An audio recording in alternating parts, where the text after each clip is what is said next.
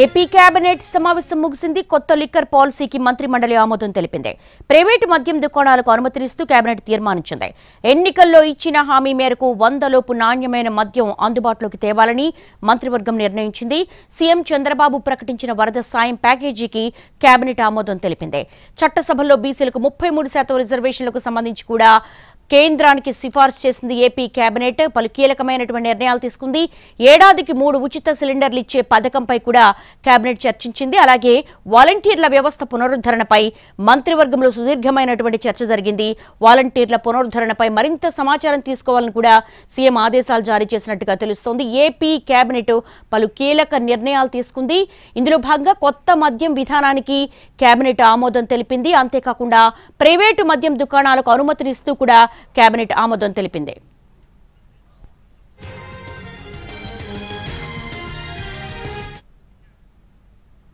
AP cabinet సమావేశం ముగిసింది. కొత్త లిక్కర్ పాలసీకి మంత్రి మండలి ఆమోదం తెలిపింది. దీనికి సంబంధించి లేటెస్ట్ అప్డేట్స్ పిఎంఆర్ చంద్రశేఖర్ అడిగి తెలుసుకుందాం. పిఎంఆర్ చంద్రశేఖర్, ఇంకా ఎలాంటి కీలకమైన నిర్ణయాలు తీసుకుంది? ఏ బిల్లులకు ఆమోదం తెలిపింది? దేవి, ఏపీ కేబినెట్ సుదీర్ఘంగా జరిగింది. దాదాపు 25 అంశాలతో కూడిన కేబినెట్ ఎజెండా జరిగింది. అలాగే కొన్ని టేబుల్ ఐటమ్గా కూడా వచ్చినట్లుగా మనకు వస్తున్న సమాచారం మేరకు తెలుస్తుంది. సో ఇందులో ప్రధానంగా చూసుకుంటామంటే కొన్ని కీలకమైన అంశాల మీద, కొన్ని పాలసీల మీద కీలకమైన నిర్ణయాలు కేబినెట్ ఇవాళ తీసుకుంది. కొత్త మద్యం పాలసీకి కేబినెట్ గ్రీన్ సిగ్నల్ ఇచ్చింది. ఇప్పటికే కేబినెట్ సబ్ కమిటీ సిఫార్సులు చేసిన మీదట కేబినెట్ సబ్ కమిటీ సిఫార్సులని మంత్రివర్గం ఆమోదించింది. కొత్త మద్యం పాలసీకి గ్రీన్ సిగ్నల్ ఇచ్చింది. ఇక నుంచి ప్రైవేటు మద్యం దుకాణాలే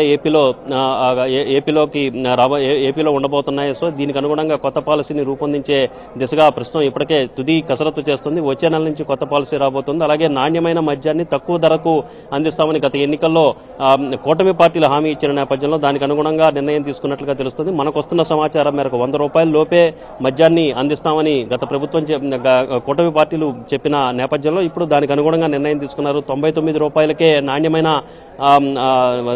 నాణ్యమైన మద్యాన్ని తక్కువ ధరకు అందించే దిశగా నిర్ణయం తీసుకున్నట్లుగా మనకి కొద్దిసేపటి క్రితం అందిన సమాచారం మేరకు తెలుస్తుంది. కేబినెట్ లో ఈ తరహా చర్చ జరిగినట్లుగా మనకు వస్తున్న సమాచారం మేరకు తెలుస్తుంది. దీంతో పాటుగా చూస్తా ఉంటే మహిళలకు, అంటే ఎన్నికల్లో ప్రత్యేకంగా మహిళలకు సంబంధించి కొన్ని హామీలు ఇచ్చారు. ఉచిత వంట గ్యాస్ సిలిండర్లు, ఏడాదికి 3 వంట గ్యాస్ సిలిండర్లని ఉచితంగా ఇస్తామనే అంశంతో పాటుగా ఉచిత బస్సు ప్రయాణ సౌకర్యాన్ని కూడా కల్పిస్తామని చాలా స్పష్టంగా గత ఎన్నికల్లో సూపర్ 6 పథకంలో భాగంగా హామీ ఇచ్చిన పరిస్థితి ఉంది. సో ఈ నేపథ్యంలో ఈ రెండిట్లో ఏ పథకాన్ని వచ్చే దీపావళి నాటి నుంచి ప్రారంభిస్తే బాగుంటుందన్న అంశానికి సంబంధించి కూడా మంత్రుల నుంచి సీఎం చంద్రబాబు నాయుడు అభిప్రాయాలు తీసుకున్నట్టుగా తెలుస్తుంది. సో మెజారిటీ మంత్రులు ఉచిత వంట గ్యాస్ సిలిండర్ల పథకాన్ని ఇంప్లిమెంటేషన్ చేస్తే బాగుంటుంది దీపావళి నుంచి అన్న అంశానికి సంబంధించి కొంత తమ అభిప్రాయాన్ని చెప్పినట్టుగా తెలుస్తుంది. సో ఈ నేపథ్యంలో దీనికి అనుగుణంగా నిర్ణయం తీసుకోవాల్సిన పరిస్థితి కేబినెట్ వైపు నుంచి కనిపిస్తుంది, దీనికి ప్రభుత్వం వైపు నుంచి కనిపిస్తుంది. దేవి, మరొకటి వాలంటీర్ల వ్యవస్థకు సంబంధించి, వాలంటీర్ల వ్యవస్థ పునరుద్ధరణకు సంబంధించి కూడా ఈ సమావేశంలో వాడివేడి చర్చ జరిగినట్టుగా తెలుస్తోంది. గత ఏడాది అంటే 2023 ఆగస్టు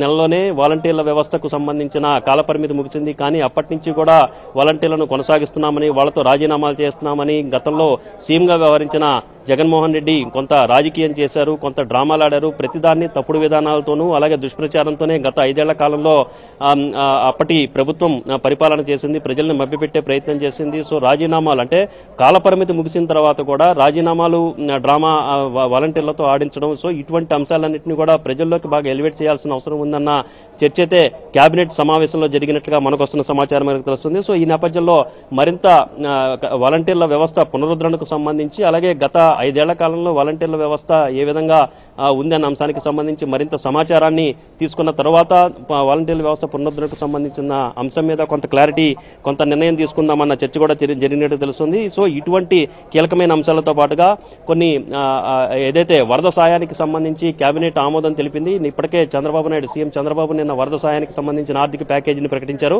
దానికి కేబినెట్ ఆమోదం తెలిపింది. ఇక 100 రోజుల సమయం, అంటే 100 రోజుల పాలన ముగుస్తున్న నేపథ్యంలో ఈ నెల 20వ తేదీన 100 రోజుల పాలన ముగుస్తుంది. సో ఈ నేపథ్యంలో కేబినెట్ సహచార మంత్రులందరూ కూడా చంద్రబాబుకు అభినందనలు తెలిపారు. అలాగే వరదలో పెద్ద ఎత్తున కష్టించి ప్రజలకు సేవలు అందించిన విషయం మీద కూడా చంద్రబాబు నాయుడికి కేబినెట్ మంత్రులు అలాగే డిప్యూటీ సీఎం పవన్ కళ్యాణ్ కూడా అభినందనలు తెలిపారు. Devi, all right PMR Chandrashekar, thank you.